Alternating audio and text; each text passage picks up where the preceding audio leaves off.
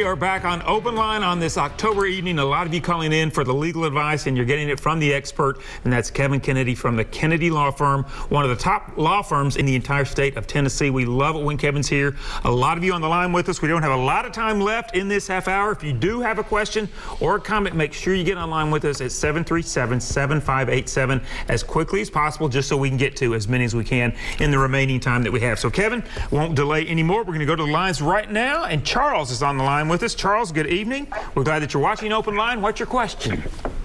Yes, sir. My girlfriend had an incident, basically an accident, a couple of weeks ago.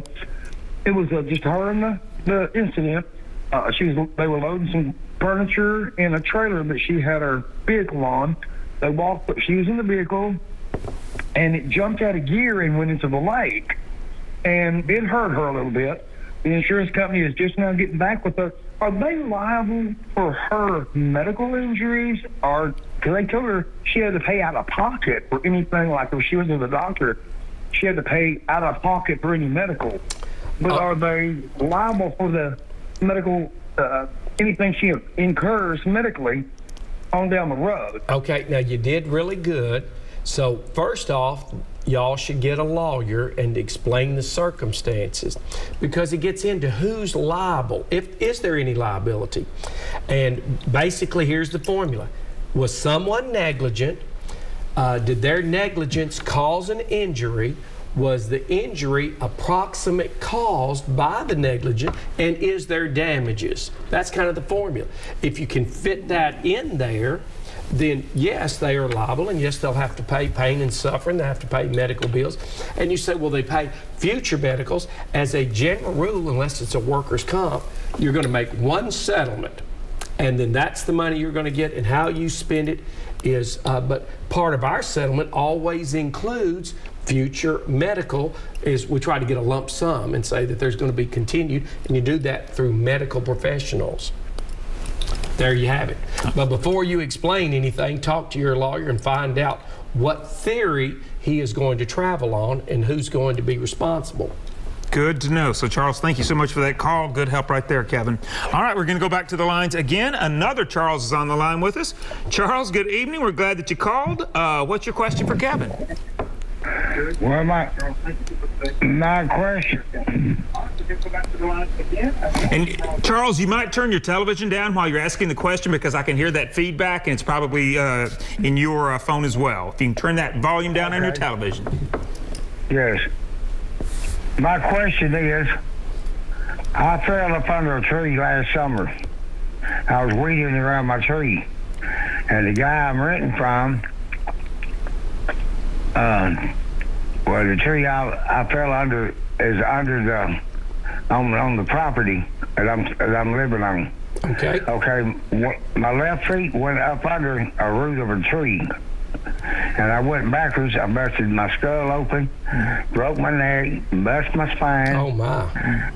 And I'm on 14 different medicine, and the man that owned the house told me, I took him to the pharmacy to get his wife some medicine, and which he got back a woman backed up over him with a big van, him, her, and her husband, and 3 days later he passed away. But anyway, on the way to the pharmacy, he told me, he said, when we get back to the house, that's before, you know, before he got hit, I'm going to give you the deed to the trailer, because I forgot to tell you, which people don't forget stuff like this, and I don't have no insurance on your property. I said, okay. And he said, I don't want you to sue me, so I'm going to give you the deed to it. It's 3.5 acres, and it's a trailer on it. I said, okay, that'll work. Well, I got $190-something thousand doctor bills and all. Well, 3 months after he died, his wife passed away. So his daughter is the co-owner of the house that he owned, 12.5 acres. And then she wanted to come over here collecting rent where I'm living at and all. And he told me and my wife that she don't have nothing to do with that property you own, and she don't do nothing with the property next door to it, because I sold it to your brother. And he said, something ever happens to me, he said, man, my wife doesn't talk it over, it's going to you and her. All right, Charles, let me stop you. The real world is when he said that to make a settlement, then there should have been a deed deeded from him to you.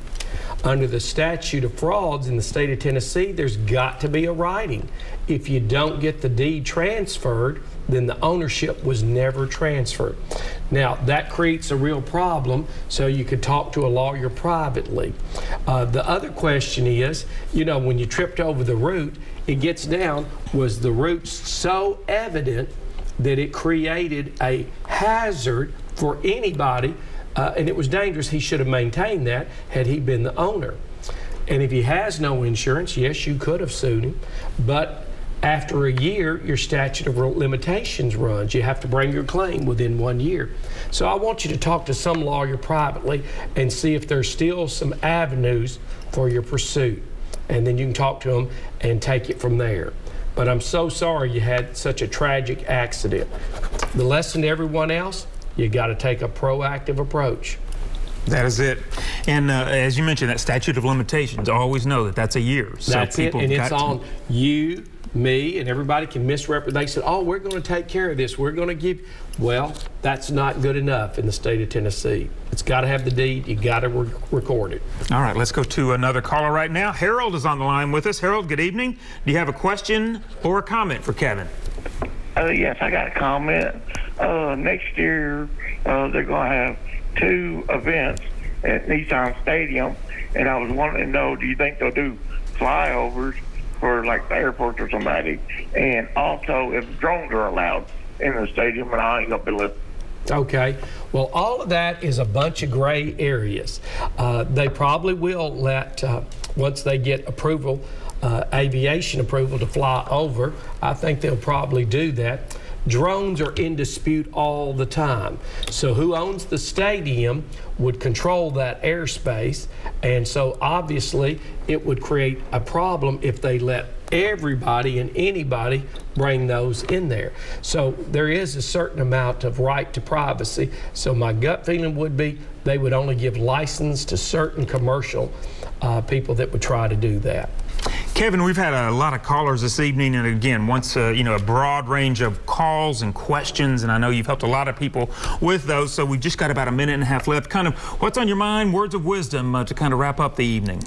Words of wisdom tonight. I'd always say, my friends, you will reap what you sow. So if you go out here looking to try to help people in your hour of need, there'll be someone to help you. And if you go out always trying to be a bully, if you're looking for a fight, you'll find a fight. So the words that I would share to you, try to stay out of conflict. Teach your children to stay out of conflict. Avoid it, because once you get into a war, so many people never realize all the collateral damage that comes once you bring a lawsuit. Is it legal? Yes. Do I have a right to do it? Yes. Is there collateral damage? Because you can start something you wish you'd never touched if you'd known all that. So talk it over, the pros, the cons, the beginnings, and the end. And when it's all said and done, is it worth it? I teach you, don't get into a fight like the Hatfields and McCoys, because if you learn from that, if they killed 100 of the others and they killed one of your sons, that price is too dear to ever pay. So don't get involved. So avoid confrontation and just be kind. I mean, road rage is at an all-time high. If you get out there, you can sure find some trouble. Absolutely. And just real quickly too, you know, a lot of times you think somebody cuts you off, you know, on the interstate. I got to get up there. I got to let them know. Let me just tell them off. Sometimes when you just let it go, you got to let it go. You let it go in this environment, and you feel so much better. And you're like, you know, it wasn't worth getting up there and getting all worked up. I wish the viewing audience could come and be at the law firm, because this is what Thursday before next week is over, we will have road rage in, and you say, I didn't do anything. The guy was brake checking me. And then, so, you know me, I'm not going to let someone talk to me like that. That's right. Okay. Just be kind. All right. As always, Kevin, that's it. That is it. We appreciate you being with us on Open Line. We're going to take a break, and we'll see you next time.